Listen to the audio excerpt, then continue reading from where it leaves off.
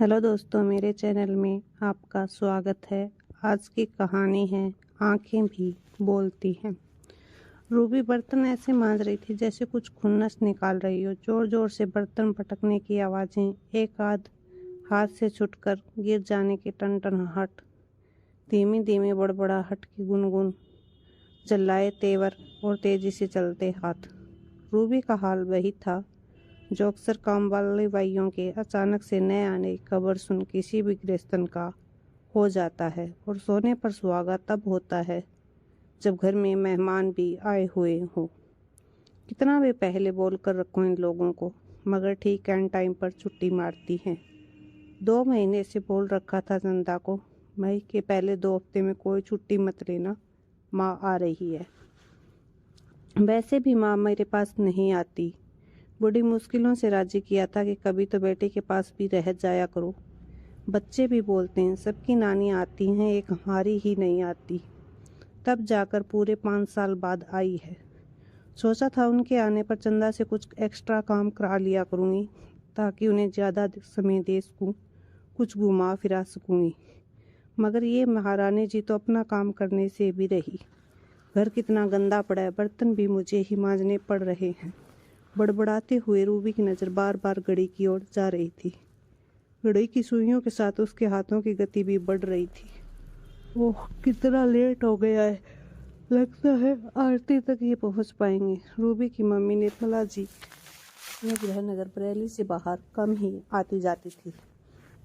वे अधिकतर पूजा पाठ और सेवा कार्यों में ही व्यस्त रहती। मुंबई तो जैसे उन्हें दुनिया का दूसरा कोना लगता। इसीलिए बेटी दामाद के लाख आग्रह के बाद भी उन्हें टाल दिया करती थी।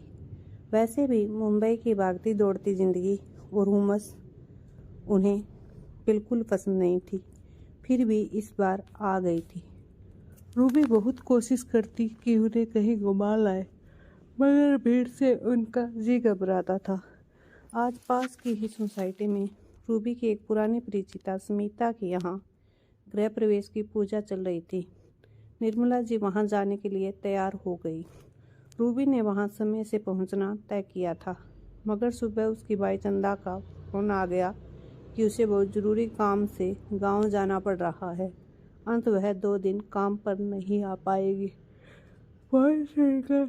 रूबी का जो हाल हुआ उसका वर्णन शब्दों में नहीं किया जा सकता। उसे वही समझ सकता है जो ऐसी मुसीबत से गुजरा हो। रूबी का मन तो किया आज ही निकाल बाहर करे चंदा को, पर कैसे? आज से पहले तो उसने ऐसा धोखा कभी नहीं दिया। पैसे तो काट ही लूँगी, पर कैसे काट सकती हूँ? महीने की 2 छुट्टियाँ तो मान्य है, मगर कुछ माँ के आने का तो लिहाज करती। उसकी बड़बड़ जब निर्मला के कानों में पहुँची तो वे रूबी के समझाने आ गई। क्यों इतना खून जला रही हो गुड़िया? ऐसा क्या गजब हो गया? वो भी इंसान है, बाल बच्चों वाली है। क्या उसे कोई ज़रूरी काम नहीं हो सकता? काम का क्या है, वापस आकर हम दोनों निपटा लेंगे। चल अब तू शांत हो जा, मैं तेरे लिए अदरक की चाय बनाती हूँ। उसे पीकर रिलैक्स हो और आराम से तैयार हो जा। वह किस रूबी उखड़े मन से ही सही, मगर मुस्कुरा पड़ी। दोनों जब पूजा में पहुंचे तो आरती ही चल रही थी। रूबी को पूजा हॉल में प्रवेश करते हुए बड़ी शर्म महसूस हुई। जब कोई उसके घर ऐसे सीधे आरती में पहुंचता था तो वह मन ही मन चिढ़ती थी। लो आ गए सीधा प्रसाद खाने, और अब वही ऐसे आई है। स्मिता क्या सोचेगी? आरती के बाद भोजन का आयोजन था और उसके कुछ देर बाद सुंदरकांड शुरू होना था। भोजन के लिए बाहर एक अलग पंडाल की व्यवस्था थी। स्मिता को बधाई और गिफ्ट देकर रूबी और निर्मला ने लंच की प्लेट लगाई और पंडाल के एक कोने में सही जगह खाना खाते हुए यूं ही रूबी की नज़र हवा से हिल रहे पर्दों के बाहर चली गई तो वह चौंक पड़ी। अरे ये क्या, चंदा यहाँ? बाहर उसकी बाई चंदा बैठी बर्तन मांज रही थी। यह देख रूबी के भीतर यकायक जो ज्वालामुखी फूटा। यदि उसका लावा बाहर आ जाता तो चंदा के साथ साथ सभी बर्तन भांडे भी बहा कर ले जाता, मगर रूबी कैसे बहने देती? सामने उसकी माँ जो बैठी थी, माँ के सामने अपनी छवि कैसे खराब होने देती कि उसकी इतनी समझदार, मैच्योर, टफ बेटी एक बाई के धोखे से हिल गई। खैर रूबी ने जैसे तैसे खुद को संभाला और प्लेट में बचा खाना लगभग निगला और स्मिता से जाकर बात करने लगी। यार स्मिता, एक बात तो बता, ये जो मेड बाहर बर्तन मांज रही है ये तेरी परमानेंट मेड है क्या? अरे नहीं, ये मेरी मेड की पहचान वाली है। मुझे 2 दिन के लिए एक्स्ट्रा कामों के लिए एक मेड चाहिए थी तो वह इसे ले आई। भली औरत है, सुबह से चुपचाप काम कर रही है, जो बोलो कर देती है। अच्छा, कितना लेती है 1 दिन का? अच्छी है तो मैं भी कभी आगे बुला सकती हूँ। रूबी अनजान बनकर पूछने लगी। 500 पर डे प्रभात हुई है, सुबह 6 बजे आ गई थी, रात तक रहेगी। इसने मेरी समय पर बड़ी मदद की, इसीलिए सोच रही हूँ कल जाते समय कुछ खाना पीना और एक साड़ी दे दूँगी। रिश्तेदारों को बांटने के लिए थोक में मंगाई थी, कुछ बच गई है। स्मिता अपनी धुन में बोलती जा रही थी, मगर रूबी के तन बदन में जैसे आग लग गई थी। वाह, मेरे यहाँ से छुट्टी लेकर यहाँ अपनी जेब गर्म कर रही है। 2 दिन में 1000 कमा लेगी। आए तो वापस एक बार बताती हूँ इसे। रूबी का मन ही मन बुनबुनाना शुरू हो गया। सुंदरकांड शुरू हो चुका था। लंका दहन की चौपाइयाँ पड़ी जा रही थी। उधर रूबी के भीतर सुलगी आग में भी लपटें उठ रही थी। 3 साल में कितना ख्याल रखा उसका। पिछले महीने बीमारी में हफ्ते भर की छुट्टी दी थी। बाकी सब पैसे काटती हैं, मगर मैंने कभी नहीं काटे। अपने बेटे के बर्थडे पर उसके बच्चों के लिए भी केक चॉकलेट भिजवाती हूँ। काम बाद में शुरू करवाती हूँ, पहले चाय पिलाती हूँ। हर दूसरे महीने एडवांस पैसे ले लेती है। अभी भी 2 महीने का एडवांस ले रखा है। बड़ा बेटा भी कमा रहा है, फिर भी पैसों के लिए इतनी हाय। मुझसे झूठ बोला। रूबी मन ही मन बुदबुदा रही थी। हनुमान जी लंका जलाने के बाद अपनी पूंछ सागर में डुबोकर बुझा चुके थे, मगर रूबी की हत्या की आग अभी भी नहीं बुझी थी। वह मन ही मन निर्णय कर चुकी थी कि कल से ही दूसरी बाई देखेगी और अपने पैसे वापस लेकर उसे बाहर करेगी। बेटी का यह हाल निर्मला जी समझ रही थी, मगर यहाँ कुछ भी कहना सुनना बेकार था। खैर, दोनों घर पहुँचे तो निर्मला जी हल्की फुल्की बातचीत कर बेटे का मन बहलाने का प्रयास करने लगी। कुछ रिश्तेदारों की गप्पें, कुछ बचपन के किस्से, पर रूबी अभी भी नॉर्मल नहीं थी। तभी निर्मला जी ने अपने मोबाइल पर फोटो गैलरी खोली और रूबी को दिखाने लगी। इतनी पुरानी ब्लैक एंड वाइट फोटो देखकर रूबी को बड़ा आश्चर्य हुआ। अरे माँ, ये फोटो मोबाइल में कैसे? मुझसे भी शेयर करो ना। हाँ करूँगी। पूरी एल्बम है मेरे मोबाइल पर। ज़रा देख तो ये वाली फ़ोटो कैसी लग रही है तू इस फ्रॉक में, और ये पापा के साथ आइसक्रीम खाते हुए। खा कम रही थी और गिरा ज़्यादा रही थी। निर्मला जी हंसते हुए बोली, और ये वाली तो गजब है, नौकर के साथ। वो घोड़ा बनकर तुझे पीठ पर सवारी करा रहा है, तब तुम 5-6 बरस की रही होगी। अरे ये तो रघु काका, इन्हें नौकर क्यों बोल रही हो? रूबी ने थोड़ा गुस्से से कहा। नौकर को नौकर न कहूँ तो क्या कहूँ? निर्मला जी ने तुनक्कर कहा तो रूबी ने उन्हें घूरा। नौकर भी इंसान होते हैं, और ये आपके लिए नौकर होंगे, मेरे लिए मेरे दादा से भी बढ़कर थे। निर्मला जी को रूबी की प्रतिक्रिया देखकर खुशी हुई कि वह अभी भी बेमानवीय भावनाएं महसूस करती हैं जो बचपन में किया करती थी। कितना प्यार दुलार दिया इन्होंने मुझे, कहते हुए रूबी की आंखों में पूरा बचपन उतर आया। रूबी के दादा गांव के बड़े जमींदार थे। वैसे वे भले इंसान थे, मगर जमींदारी की अकड़ और शक्ति उनके व्यक्तित्व पर हावी रहा करती थी। रूबी का आरंभिक बचपन गांव की साफ सुथरी आबो हवा और सरलता में बीता। रघु काका दादा के मुलाजिम थे। वैसे तो वे बिल्कुल घर के सदस्य जैसे थे, मगर जमींदार साहब की नज़र में तो नौकर ही ठहरे। रूबी का दिन रघु काका की मीठी बोली से ही शुरू होता था। गुड़िया रानी, दिन चढ़ाया है और अभी तक बिस्तर में दुबकी हो। घोड़े की सवारी करनी है ना, तो जल्दी जल्दी उठो, नहा धोकर तैयार हो जाओ, फिर शहर पर चलेंगे। यह उन दोनों की दिनचर्या थी। काका तड़के 5 बजे ही हवेली आ जाते और गायों भैंसों का काम करते, मसलन दूध निकालना, चारा डालना, सफाई करना, फिर 8-9 बजे के लगभग 1-2 घंटे छोटी गुड़िया की सेवा में हाजिर रहते, उसे घुमाना फिराना, उससे मीठी मीठी बातें करना।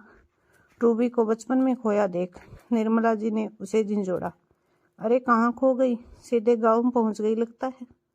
हाँ माँ, सच कितने अच्छे दिन थे वो। रघु काका के चले जाने के बाद तो गांव में बिल्कुल अच्छा नहीं लगता था। हाँ, कितना रोई थी तू उनके जाने पर।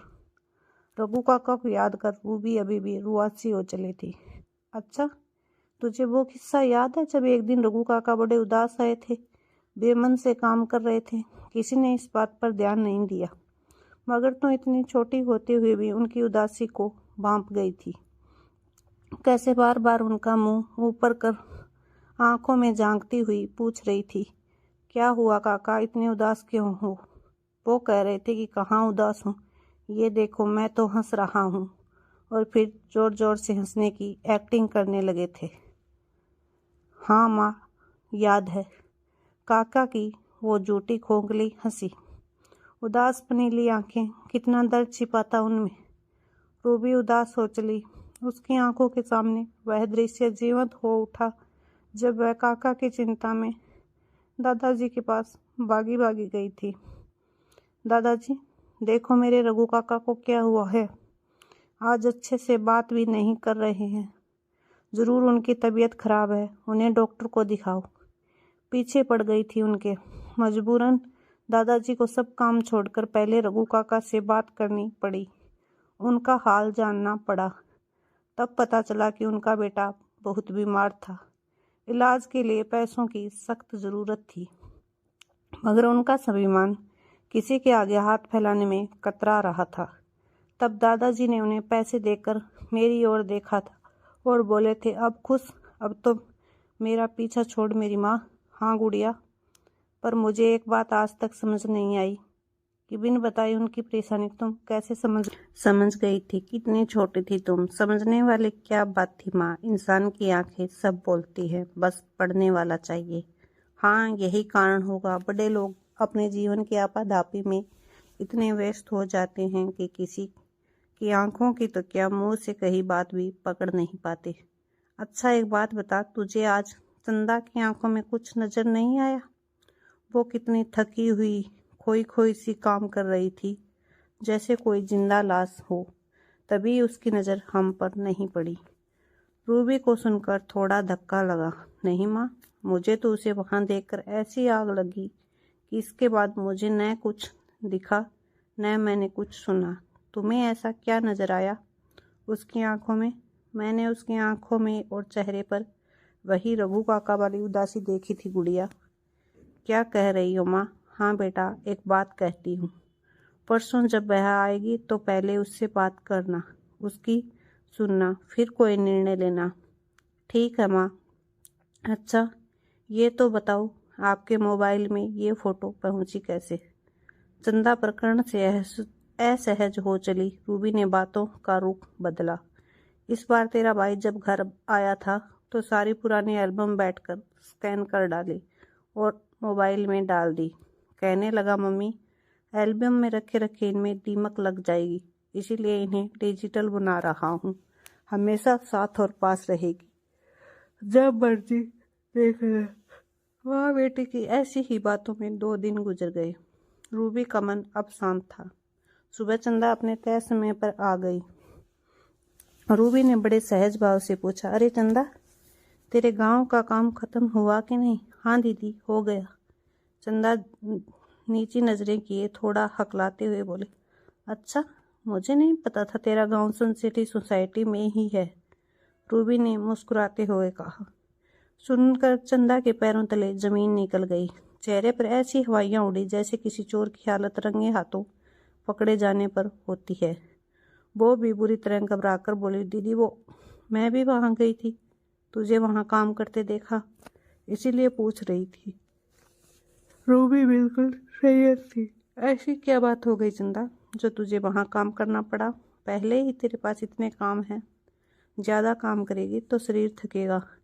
पिछले महीने ही तुझे बुखार आया था, अभी कमजोरी पूरी तरह गई भी नहीं है। चंदा बेहद आश्चर्य में थी। उसका झूठ और धोखा पकड़ने के बाद भी दीदी इतने प्यार से बोल रही है। उसका अपराध बोध आंखों में बहर निकला। सुबुकते हुए कहने लगी, क्या करती दीदी, छोटे की फीस भरनी थी। फीस न भरने पर मास्टर जी ने उसे पूरे दिन कक्षा से बाहर खड़ा रखा था। पर तेरा तो बड़ा बेटा भी नौकरी करता है ना। फिर कहाँ दीदी, वो तो 4 महीने से घर पर बैठा है। आपसे जो फीस भरने के लिए एडवांस लिया था वह पूरा मेरी बीमारी पर ही खर्च हो गया था। अरे तो मुझसे क्यों नहीं बोली। रूबी ने उसके कंधे थपथपाए। क्या बोलती दीदी, एक आप ही हो जो ज़रूरत पर मदद कर देती हो। बाकी लोगों ने तो बीमारी की छुट्टी के भी पैसे काट लिए। आपसे कितना मांगूं, मुझे शर्म आती है दीदी। चंदा पूरी तरह फपकने लगी। मुझे माफ़ कर दो दीदी। माफ़ी किस बात की चंदा, तू आखिर माँ है, अकेले अपने बच्चों को पाल रही है। मैं तो तुझे वहाँ देख कर ही समझ गई थी कि तुम बहुत परेशानी में ही आई है, वरना कभी ऐसा न करती। आगे से ऐसी कुछ बात हो तो बता दिया कर, मुझसे शर्माने की ज़रूरत नहीं। तुम भी तो मेरी ज़रूरत पर कितना एक्स्ट्रा काम कर देती है। लोग ऐसे ही एक दूसरे के काम आते हैं। चल अब चुप हो जा, मैं पहले तेरे लिए चाय बनाती हूँ। चाय पीकर काम शुरू करना। दिल का बोझ उतर चुका था, चंदा का भी और रूबी का भी। रूबी रसोई में चाय बनाने जा रही थी। चंदा पल्लू से नाक पोंछ रही थी और निर्मला जी अपनी बिटिया को देख मंद मंद मुस्कुरा रही थी, क्योंकि उन्हें वहाँ 35 साल की सेल्फ सेंटर्ड आधुनिका रूबी नहीं बल्कि 6 साल की गुड़िया नजर आ रही थी, जो आंखों की बोली समझती थी। ये थी मेरी आज की कहानी। आप लोगों को कैसी लगी कमेंट करके ज़रूर बताइएगा। अगर आप लोगों को मेरे चैनल की कहानी अच्छी लगती है तो मेरे चैनल को लाइक एंड शेयर करके सपोर्ट ज़रूर करिएगा। आप में किसी पर भी दोष लगाने से पहले एक बार उसकी मजबूरी ज़रूर जान लेनी चाहिए। हमें उस कारण का पता करना चाहिए जिसके कारण वो इतना बड़ा झूठ बोल रहा है, फिर किसी पर कोई बात कहनी चाहिए। थैंक यू सो मच मेरी कहानी